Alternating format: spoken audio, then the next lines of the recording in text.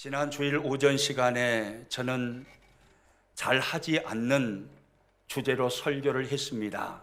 금식 기도에 관한 설교였습니다. 그런데 참 감사한 것이 한 주간 교우들과 교제 속에서 어떤 분은 이미 오랜 시간 동안 아침 금식을 하고 계시는 분이 있다는 말도 들었고, 또 어떤 분은 지난 주일 말씀을 들으면서 성령의 강한 감동을 받고 한 주간 동안 금식기도 하고 계시는 분도 있다라는 말씀을 들었습니다. 얼마나 감사한지요. 여러분, 하나님의 말씀은 그렇습니다. 삶인 것입니다. 하나님의 말씀은 지식이 아닙니다. 하나님의 말씀은 철학이 아닙니다. 하나님의 말씀은 우리가 살아내는 것입니다. 오늘 또 참 어려운 주제를 가지고 여러분과 함께 말씀을 나눌까 합니다. 오늘 말씀을 전하는 이 내용은 아마 우리 모두가 듣기 거북스러워하는, 듣기 불편해하는 말씀의 내용일 수도 있습니다. 바로 헌금 설교입니다. 설교자로서 교우들께 헌금 설교를 한다는 것은 사실 상당히 부담스럽고 조심스러운 것이 사실입니다. 그러나 예수님께서 산상수훈을 통해서 물질에 대한 말씀을 하셨기 때문에 오늘 부담스럽지만 여러분과 함께 헌금에 대한 말씀을 나누려고 합니다. 고민 많이 했습니다. 이 본문은 넘어가고 산상수훈 말씀을 나누는 게 좋지 않을까라는 고민도 해봤고, 그래서 기도도 했습니다. 그런데 기도하면 그런 마음을 하나님이 주셨습니다. 너는 싹군이냐? 교우들이 듣기 좋아하는, 교우들의 입맛에 맞는 설교만 하려고 하니? 너는 싹군이냐? 그런 음성이 들리는 것 같았습니다. 주님, 저는 싹군 되고 싶지 않습니다. 그러면 교우들이 듣기 싫어하는 말씀도 전해야지.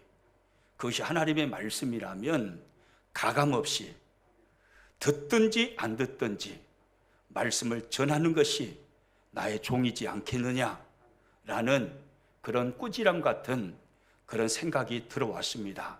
그래서 저도 전하기 어려운 말씀이고 여러분도 듣기 어려운 말씀이지만 우리가 함께 헌금에 대한 말씀을 오늘 성경을 통해서 같이 듣기를 원합니다.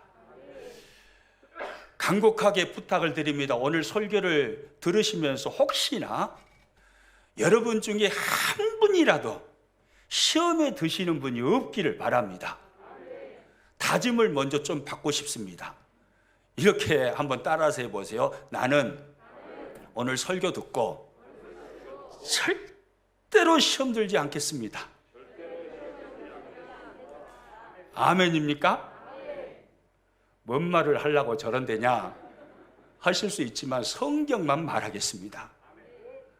더 이상 나가지도 않을 것이고 성경으로만 여러분에게 주님의 교훈을 같이 나눌까 합니다.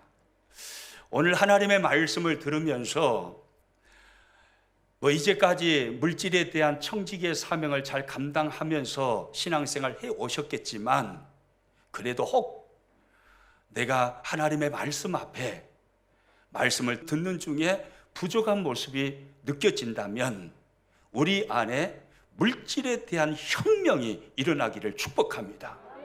그래서 하나님께서 기뻐하시는 물질의 선한 청지기들로 저와 여러분 모두 다 일어나기를 축복합니다. 그래서 물질의 선한 청지기로 이 땅을 살아서 하나님께서 이 땅 가운데 부으시는 풍성한 은혜를 누리시고 하나님의 축복을 누리시기를 축복합니다. 그리고 하나님 나라에 이르렀을 때 하나님께서 예비하신 상급과 면류관 그 주인공 되시기를 축복합니다. 할렐루야. 세상을 살아가는 어느 누구도 돈과 인연을 끊고 살아가는 사람은 없을 것입니다. 생각해 보면 우리 인생사 희노애락은 대부분 돈과 관계가 있습니다. 돈 때문에 울기도 하고 돈 때문에 웃기도 합니다. 심지어 교회 안에서도 마찬가지입니다. 분쟁이 일어나는 교회, 시끄러운 교회, 자세히 보면요, 여러 가지 이유가 있지만 근본적으로 원인을 따져보면 결국은 돈 때문인 경우가 허다합니다. 돈은 우리의 삶에 밀접한 영향을 미치고 있다는 게 사실입니다. 신학자 자크 엘릴이라는 분은 이런 말을 했습니다. 돈은 누구도 피할 수 없는 현실이다. 맞는 말이죠. 어느 누구도 나는 돈에 대해서 초월하는 인생을 살고 있다 라고 말할 수 있는 사람은 없습니다. 또 이런 말도 합니다. 누구든지 자기 삶과 신앙을 말하려면 돈 앞에 서야 한다. 참 맞는 말이죠. 돈 앞에 설 때에 나의 삶, 나의 인격, 신앙의 질, 이걸 확인할 수 있습니다. 돈은 우리의 삶과 신앙과 인격을 보여주는 바로미터라 이 말이에요. 오늘 이 시대를 살아가는 많은 사람들은 물질에 대한 강한 욕망을 가지고 삽니다. 그래서 할 수만 있으면 많은 물질을 모으려고 합니다. 아니, 오늘 이 시대의 이야기만이 아니죠. 인류가 탄생하고 인류 역사상 계속해서 돈은 세상을 지배해 왔습니다. 사람들은 돈을 많이 모으면 그것이 행복의 수단이 되어서 행복할 것이라고 생각을 하는 것입니다. 돈이 힘의 상징이라고 생각을 하는 것입니다. 돈은 자신의 삶을 가장 안전하게 보장해주는 담벼락과 같은 것이다 라고 생각을 하는 것입니다. 사실 돈의 위력은 대단합니다. 그래서 우리들뿐만이 아니라 대부분의 사람들은 돈을 가지고 있으면, 많은 돈이 있으면 하지 못할 것이, 불가능한 것이 아무것도 없다라고 착각할 정도로 돈의 위력은 대단합니다. 이 돈의 위력에 대해서요, 사회주의, 공산주의 창시자였던 칼 막스는 이런 재미있는 말을 했습니다. 한번 같이 읽어봅니다. 나는 못생긴 사람이지만 세상에서 가장 아름다운 여인을 돈으로 살 수 있다. 그러므로 나는 못생긴 사람이 아니다. 사진을 보니까 진짜 못생긴 사람이긴 하네요. 이 사람이 칼 막스인데 돈으로 하지 못할 일이 없다 이 말이잖아요. 돈이면 모든 것이 가능하다는 거예요. 돈만 있으면 손에 쥐지 못할 것이 아무것도 없다. 이런 말입니다. 예수님께서도요, 성경을 보면 인간과 돈의 밀접한 이 관계를 꿰뚫어 보셨습니다.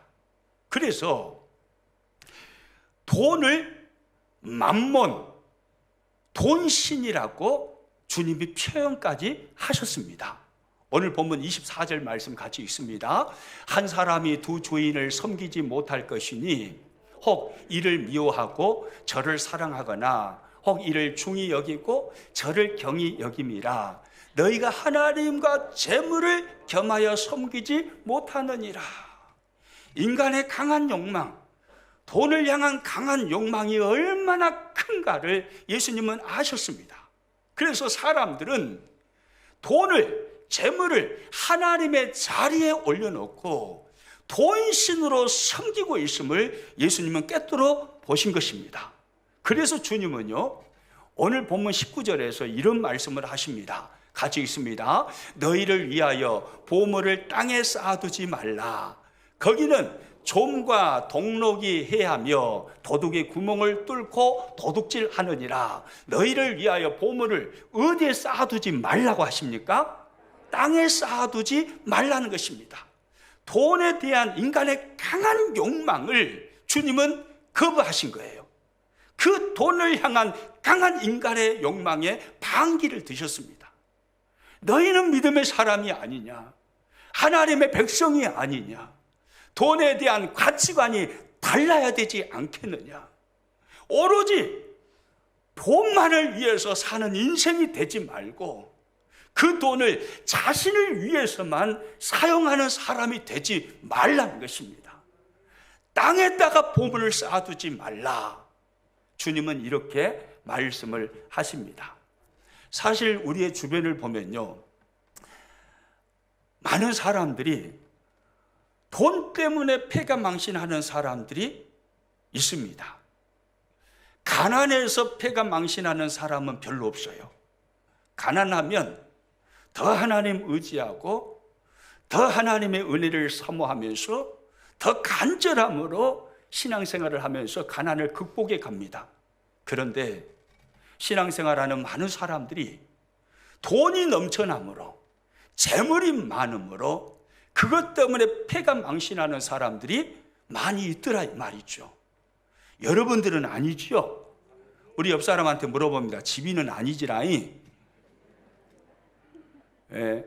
우리 교우들은 한 사람도 그런 분이 없을 거예요. 왜냐하면 돈이 별로 없거든요. 돈이 있어야 한번 그것 때문에 패가망신을 하든지 말든지 하지. 돈이 다 여러분, 가난한 것이 은혜입니다. 가난한 것이 복이에요. 그 가난 때문에 우리는 하나님 더 붙들잖아요. 그 가난 때문에 하나님께 더 고집스럽게 무릎 꿇고 하나님의 은혜를 사모하며, 오늘도 보십시오. 얼마든지 밖에 나가서 꽃구경하고 얼마든지 즐길 수 있습니다. 그런데 가난하니까, 영적으로 갈급하니까 하나님의 교회에 다 모여가지고 예배하는 사람이 되어 있잖아요. 혹시 하나님께서 돈을 많이 주시더라도 그 돈 때문에 패가망신하지 않기를 축복합니다. 할렐루야. 바울은요, 젊은 목회자 디모데에게 이런 말을 합니다. 돈에 대해서요. 디모데전서 6장 10절 말씀 같이 읽습니다. 돈을 사랑함이 일만 악의 뿌리가 되나니 이것을 탐내는 자들은 미혹을 받아 믿음에서 떠나 많은 근심으로서 자기를 찔렀도다. 돈을 뭐함이요? 사랑함이 일만 악의 뿌리가 된다 라고 성경이 말씀합니다. 돈 자체가 악이다 이렇게 말씀하지 않아요. 돈 자체는 악도 아니고 선도 아닙니다. 사용하는 자가 어떠한 가치관을 가지고 돈의 청지기가 되어서 사용하느냐에 따라서 돈이 악이 될 수도 있고 선도 될 수 있는 것입니다. 돈을 뭐함이 악의 뿌리가 된다고요? 돈을 사랑함이요. 여러분, 돈을 사랑하지 않으시기를 축복합니다. 악착같이 돈 모으십시오. 열심히 땀 흘려서 정직하고 성실하게 돈 모아서 부자 되십시오. 그러나 절대로 돈을 사랑하지는 마십시오. 하나님의 자리에 돈을 올려놓지 마십시오. 돈이 아무리 좋아도 돈보다 하나님을 사랑하십시오. 할렐루야. 성경을 보면 참 재미있는 것을 하나 발견할 수 있습니다. 그것은요, 잘못된 신앙의 모습을 가진 사람들의 공통된 특징 중에 하나가 돈을 좋아하고 돈을 사랑하더라는 것입니다. 누가복음 16장 14절에 이런 말씀이 있어요. 같이 읽습니다. 바리새인들은 돈을 뭐하는 자들이라고요? 좋아하는 자들이라. 바리새인들을 잘 아실 겁니다. 예수님 당시에 잘못된 신앙관을 가진 대명사격인 사람들이 바로 바리새인들이었습니다. 그때 성경은 그들의 특징을 말합니다. 바리새인은 돈을 좋아하는 자들이라. 잘못된 신앙의 모습을 가진 사람들의 특징이다 이 말이에요. 또 디모데후서 4장 10절에 보면 또 이런 말씀도 있어요. 같이 읽습니다. 데마는 이 세상을 사랑하여 나를 버리고 데살로니가로 갔고, 기독교 공동체 안에 속하여서 바울을 열심히 따라다니며 전도하고 선교했던 데마라는 훌륭한 인물이 있었습니다. 그런데 그가 시험에 들어서 세상을 사랑하게 된 거예요. 즉 돈과 쾌락을 사랑해서 돈과 쾌락을 쫓아가게 되었습니다. 그래서 그렇게 살아가는 데마의 나중의 모습을 보니까 결국 나를 버리고, 즉 바울을 버리고 바울을 떠나서 세상 속에 들어가 버렸더라, 그 말이에요. 잘못된 신앙의 모습을 가지고 살아가는 사람의 특징, 돈을 좋아하고 돈을 사랑합니다. 마태복음 19장 16절 이하의 말씀을 가서 보면 어느 날 부자 청년이 예수님을 찾아옵니다. 그리고 예수님께 질문을 합니다. 주님, 제가 어떻게 하면 영생을 얻을 수 있습니까? 그 질문을 받으신 주님은 그 청년에게 대답을 해 주십니다. 계명들을 말씀하시면서 이 계명을 지켜라. 그러면 영생을 얻을 것이다. 그러자 부자 청년은 대답합니다. 주님, 제가 그 계명들을 다 지켰습니다. 그때 예수님은 이렇게 말씀을 하셨습니다. 마태복음 19장 21절 말씀 같이 읽습니다. 예수께서 이르시되 내가 온전하고자 할진대 가서 내 소유를 팔아 가난한 자들에게 주라. 그리하면 하늘에서 보화가 내게 있으리라. 그리고 와서 나를 따르라 하시니. 예수님의 이 말씀을 듣자 부자 청년의 얼굴이 창백해졌습니다. 너무나 부담스러운 말씀을 주님이 하신 것입니다. 이 말씀을 듣고 이 청년은 이렇게 반응을 했습니다. 마태복음 19장 22절 말씀 같이 읽습니다. 그 청년이 재물이 많음으로 이 말씀을 듣고 근심하며 가니라. 그 청년이 뭐가 많음으로요? 재물이 많았대요. 부자였습니다. 많은 돈을 가지고 있었습니다. 통장에 돈이 가득히 쌓였나 봅니다.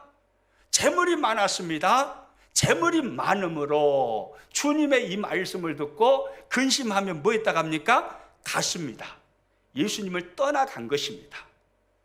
이 청년의 마음속에 주인은 주님이 아니라 돈이었습니다. 재물이었습니다. 돈이 이 청년을 지배하고 있었습니다.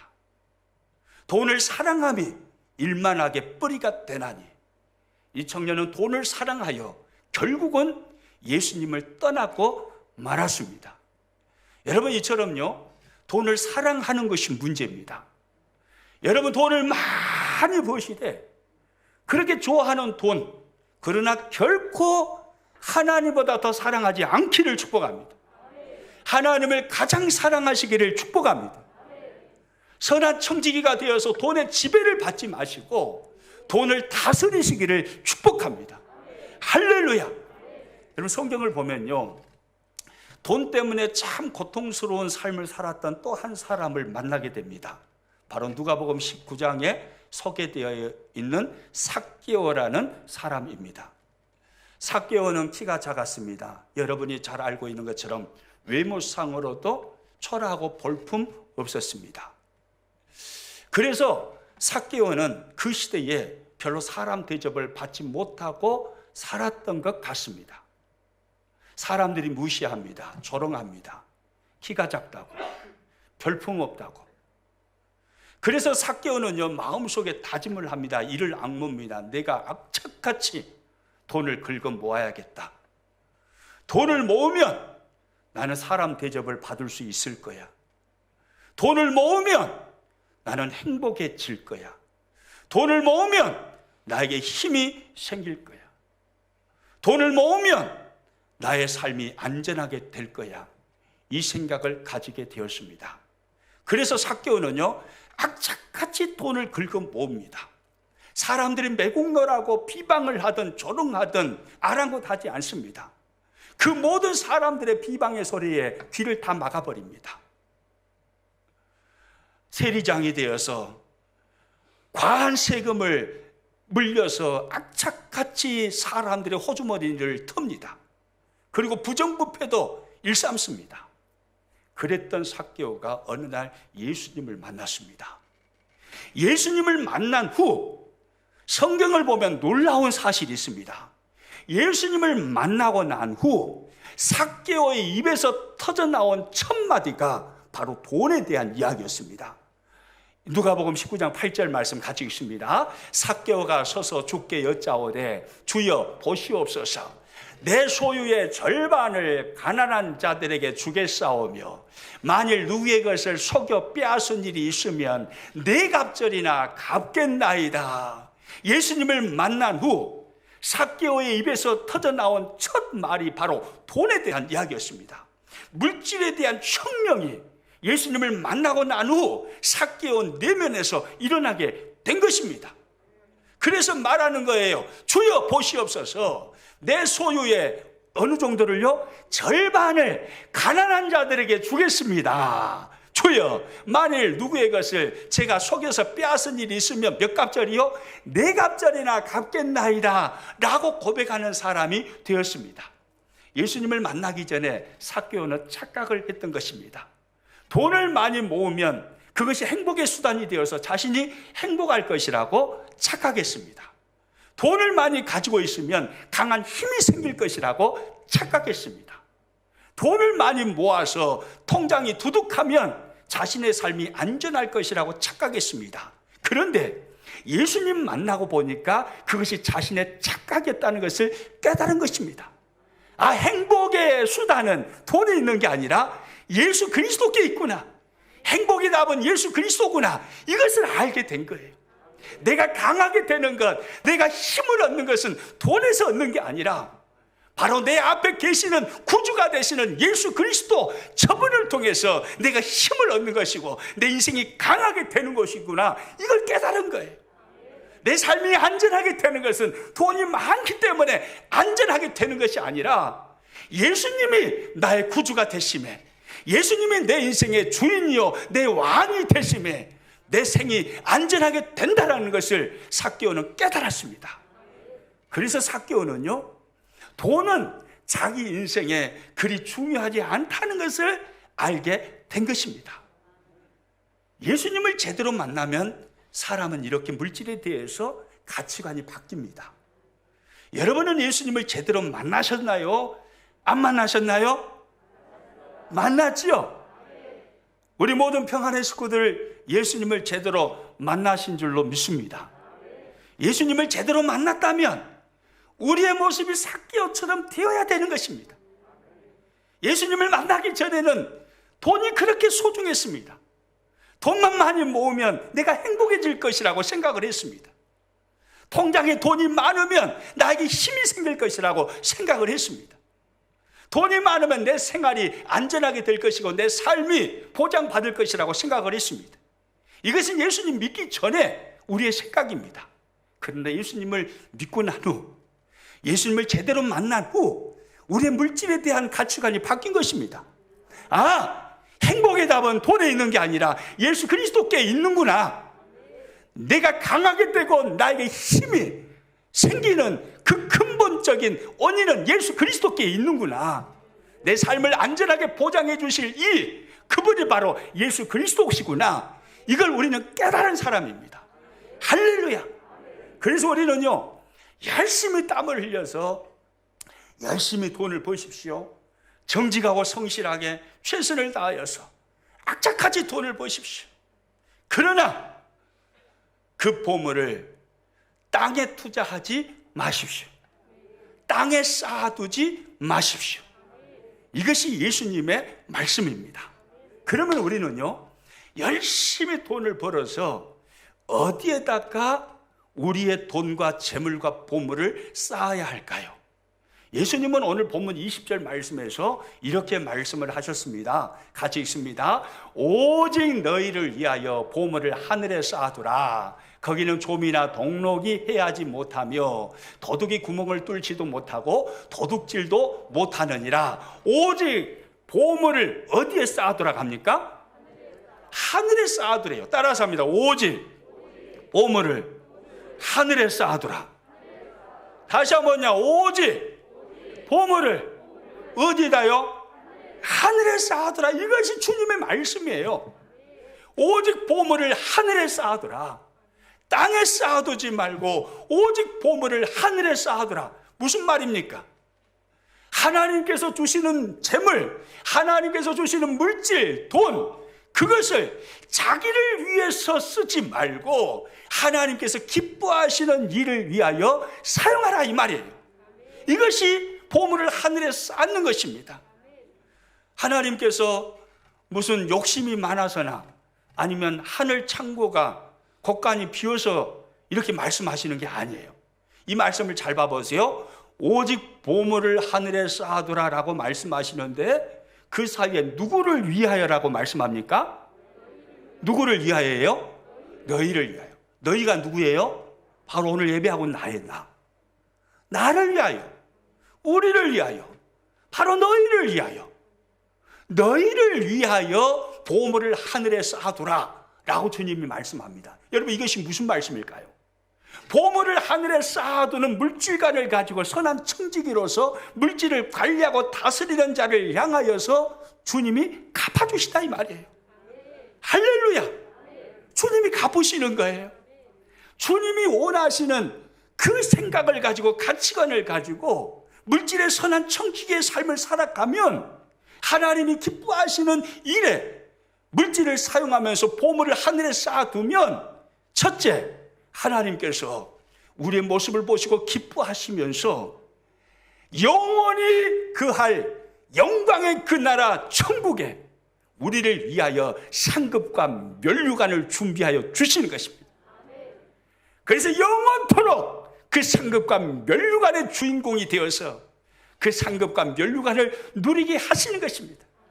두 번째, 행한 대로 갚으시는 주님께서요, 우리에게 하나님께서 주시는 그 보물, 재물, 그 돈을요, 선한 청지기가 되어서 하나님께서 기뻐하시는 하늘에 투자하는 삶을 살아가면 하나님께서 이 땅에서 갚으심으로 천대까지, 여러분의 후손 천대까지를 하나님께서 책임져 주시며 땅의 기름짐과 바다의 풍부함으로 풍성케 하시는 것입니다.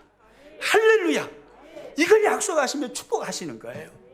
너희를 위하여, 오직 너희를 위하여 보물을 하늘에 쌓아두라. 할렐루야. 그러면 이제요, 구체적으로 이야기를 나눠보도록 하겠습니다. 주님은 분명히 오직 너희를 위하여 보물을 하늘에 쌓아두라고 말씀하잖아요. 너무 추상적이에요. 구체적으로, 실제적으로 우리의 삶 속에 어떻게 하는 것이 보물을 하늘에 쌓아두는 모습이냐, 이 말이에요. 중요한 것 세 가지 나눕니다. 첫째, 화면 보고 읽습니다. 같이 읽습니다. 헌금으로 사용하십시오. 뭘로 사용하시라고요? 뭘로요? 헌금으로요. 시험 들지 마십시오. 헌금으로 사용하십시오. 이거 제 말이 아닙니다. 신명기 16장 16절 말씀 같이 읽습니다. 너희 가운데 모든 남자는 1년에 3번 곧 무교절과 칠칠절과 초막절에 내 하나님 여호와께서 택하신 곳에서 여호와를 배웁되 빈손으로 여호와를 배웁지 말고. 할렐루야. 이게 하나님의 말씀이에요. 구약의 모든 이스라엘 백성들은 1년에 3번, 3차례에 성전에 찾아가서 하나님의 얼굴을 배웠고 하나님을 예배해야만 했습니다. 그런데 하나님은 분명히 말씀합니다. 내 하나님 여호와께서 택하신 곳에서 여호와를 배웁되 빈손으로 여호와를 배웁지 말고. 할렐루야. 따라서 합니다. 빈손으로 여호와를 배웁지 말고. 최선을 다해서, 정성을 다해서, 믿음을 모아서 예물 준비해서 하나님 앞에 나아갈 때 예물을 가지고 하나님께 드리며 하나님을 예배하라, 이 말입니다.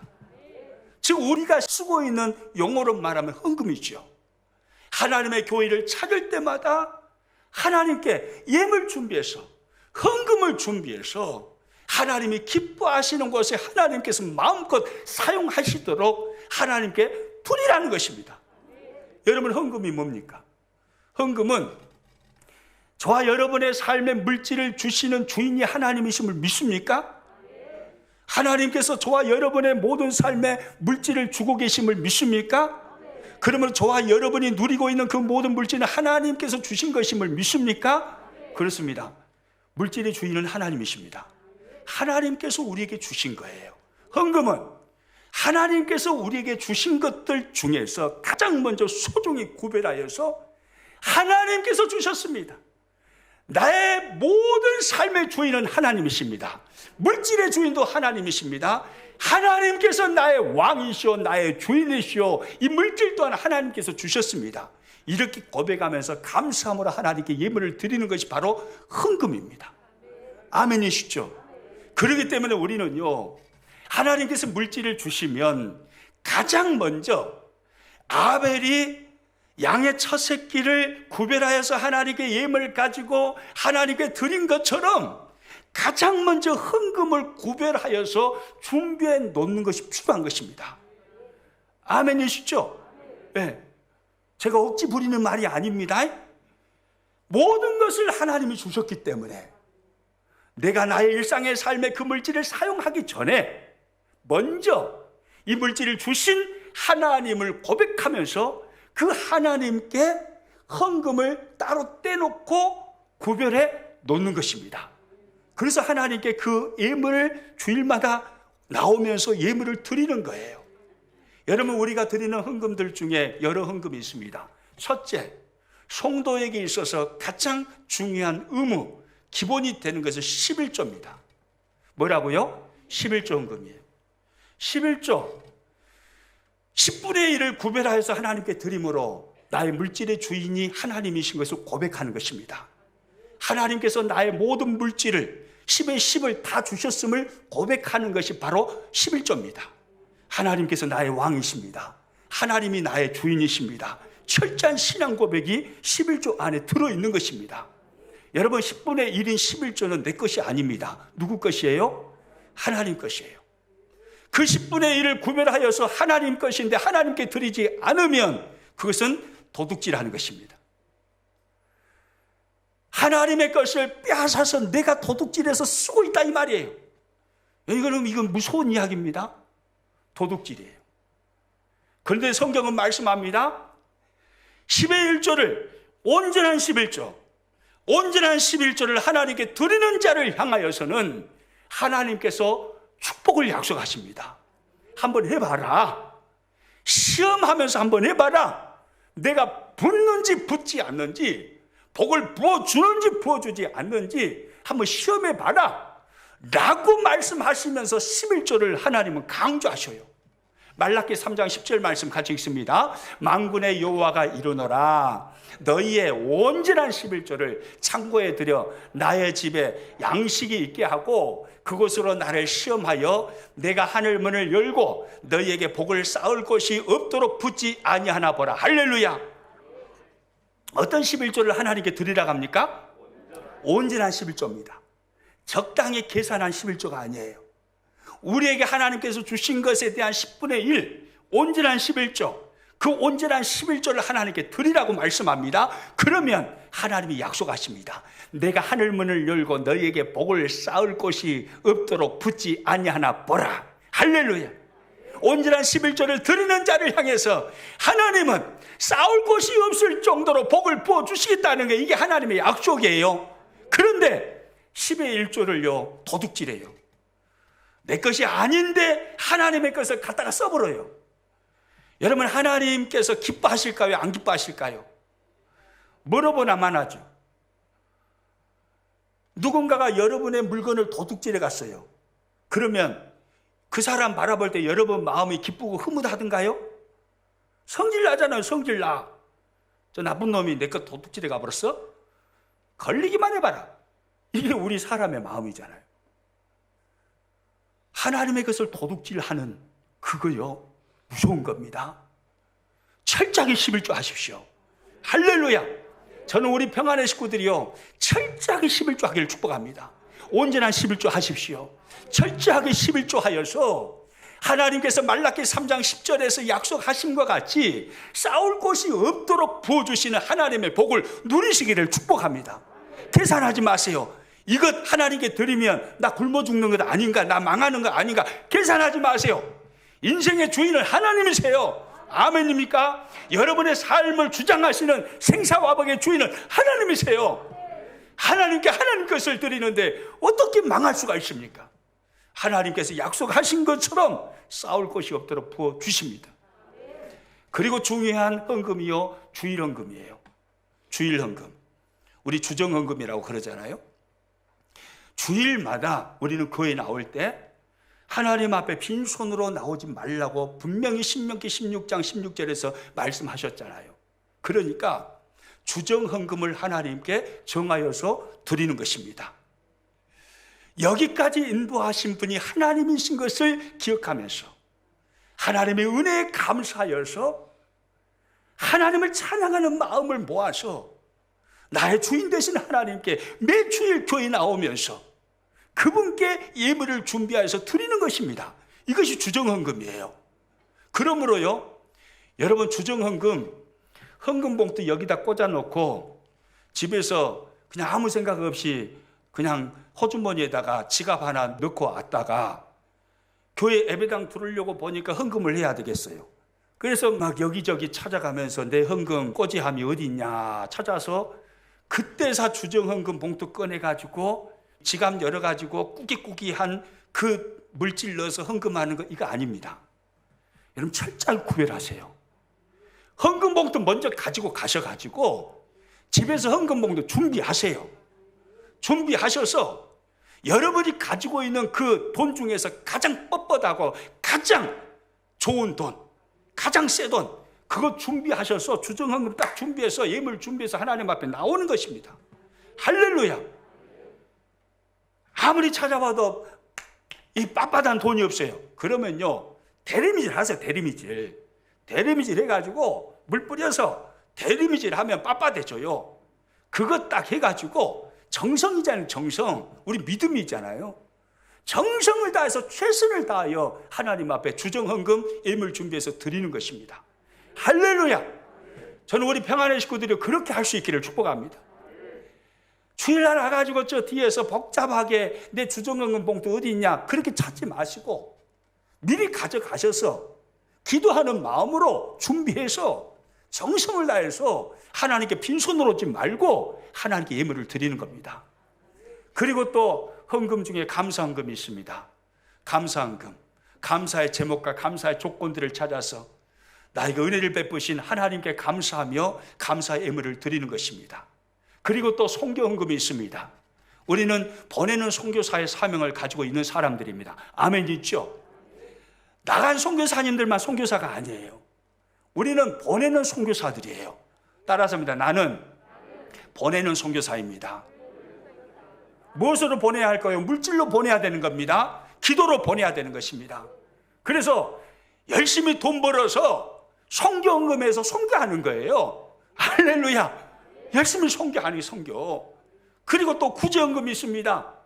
구제헌금 열심히 해가지고 내가 하는 그 얼마 되지 않는 헌금의 양이지만 그 헌금의 양이 모아져서요 기독교 사랑 봉사단을 통해서요 개척교회, 농어촌교회를 섬기는 겁니다.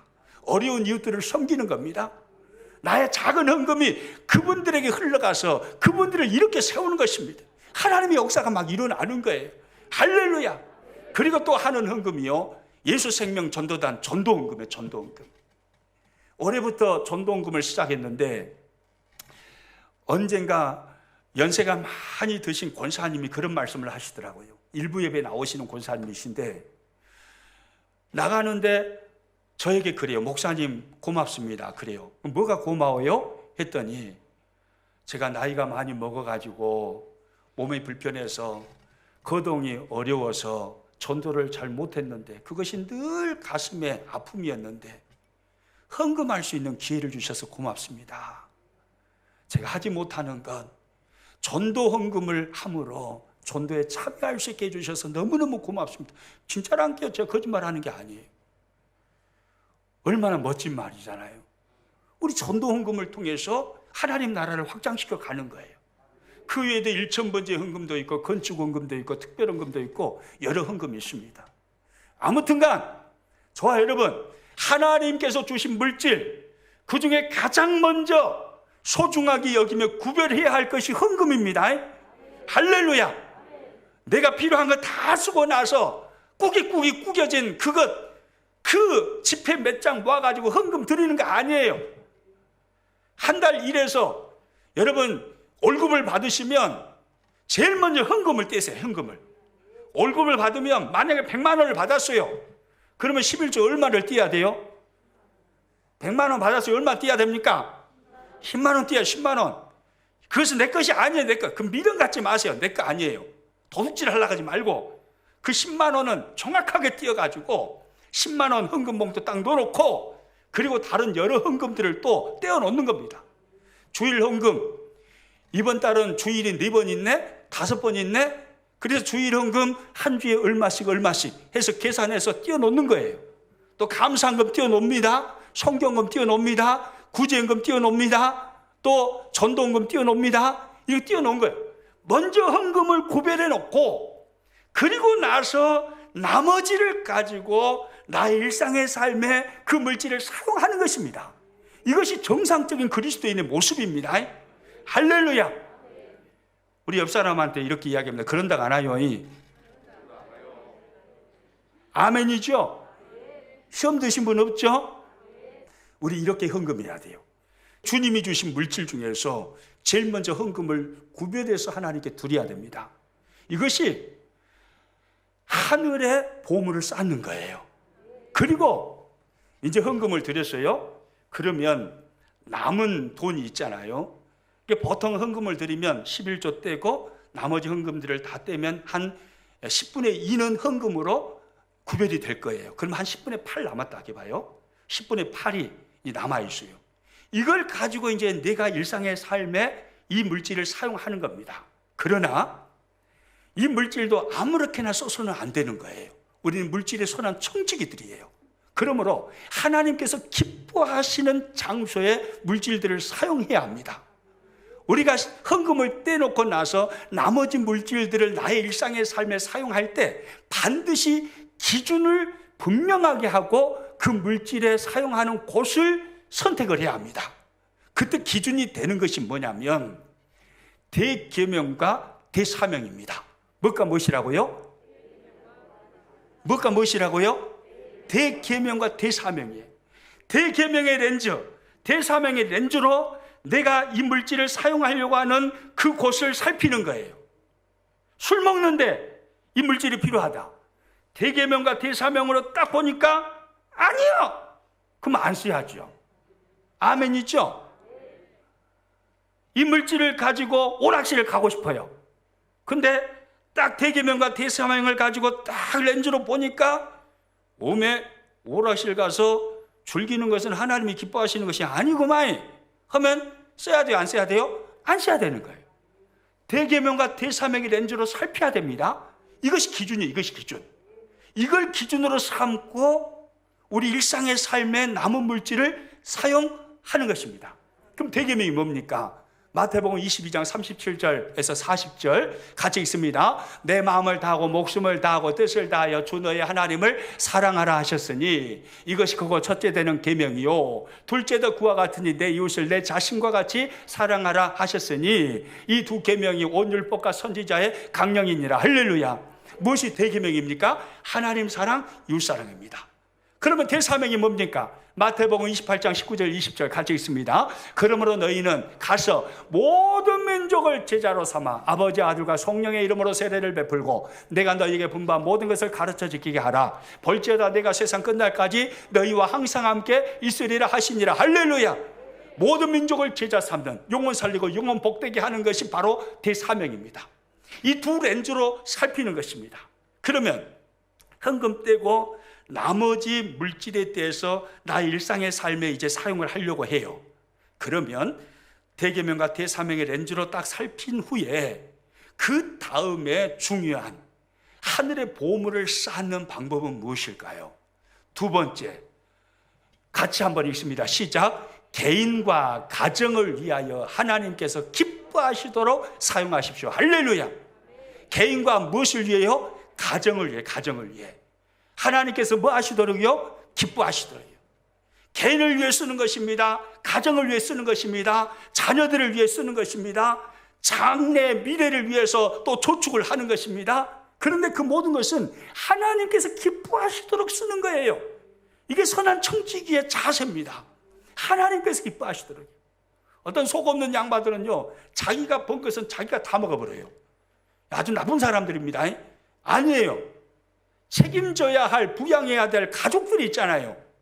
열심히 땀 흘려서 벌어가지고 가족들 먹여 살려야 되는 거예요. 가정을 책임져야 되는 것입니다. 할렐루야. 가정 책임지고 자녀들을 하나님께서 기뻐하시는 사람으로 키우기 위해서 아낌없이 물질을 투자하는 거예요. 자녀들을 위해서요.